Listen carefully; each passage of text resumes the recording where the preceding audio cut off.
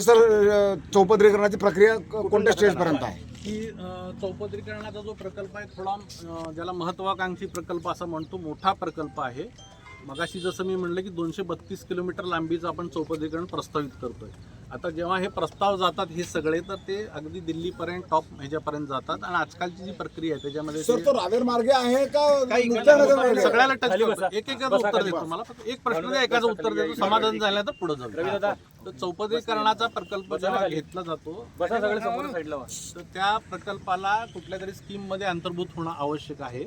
तर हा प्रकल्प त्या आमच्या ज्या वेगवेगळ्या स्कीम आहेत त्याच्यामध्ये अंतर्भूत करण्याकरता मंत्री महोदयांनी मिटिंग पण घेतलेल्या आहेत, सूचना दिल्या आहेत.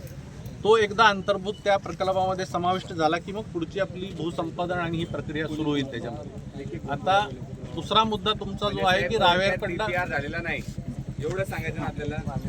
डीपीआर झालेला नाही, फक्त एवढं सांगून मोकळे होऊन समजतं आम्हाला सगळ्यांना. आमचं म्हणणं तेच आहे ना, मुद्द्यावर आहे ना. डीपीआर झालेला नाही एवढं आम्हाला साहेबांच्या तोंडातून ऐकायचं की डीपीआर झालेला नाही. काम कसं असतं की डीपीआर असं आम्हाला आश्वासन दिली जातं म्हणून आम्ही तुम्हाला विचारतोय साहेब डीपीआर झाला आहे का?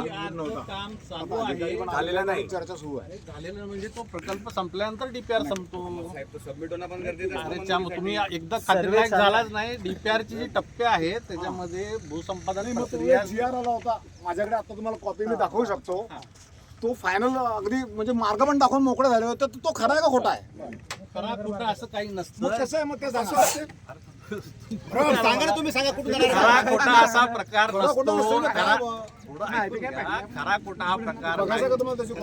माझं बोलणं होऊ द्या साहेब. तुम्ही गॅझेट पब्लिश झालं होतं, ऐकून घ्या सगळ्यांचा. जानेवारीमध्ये कलेक्टर जळगाव यांच्या इथं सर्व लोकप्रतिनिधींच्या अध्यक्षतेखाली बैठक झाली. त्या बैठकीमध्ये सगळ्या स्थानिक जे लोकप्रतिनिधी आहेत त्यांनी अशी मागणी केली की रावेरकडनं तुम्ही जी अलाइनमेंट प्रस्तावित करताय ती तुम्ही बदलून घ्या, त्याचा विचार करा. मग तो प्रस्ताव परत विचारार्थ गेलेला आहे. तर त्याच्या अनुषंगानं जे वेगवेगळे अलाइनमेंटच्या आखणीचे पर्याय आहेत ते सगळे विचाराधीन आहेत. त्याचे 5 ते 6 पर्याय त्याचे तयार केलेले आहेत. ते सगळे पर्याय मंजुरी करता परत एकदा जातात. PMO लेवलला त्याची आखणी होती आणि ती आखणी झाल्यानंतर जो पर्याय फायनल होईल तो पुन्हा एकदा जाहीर करा.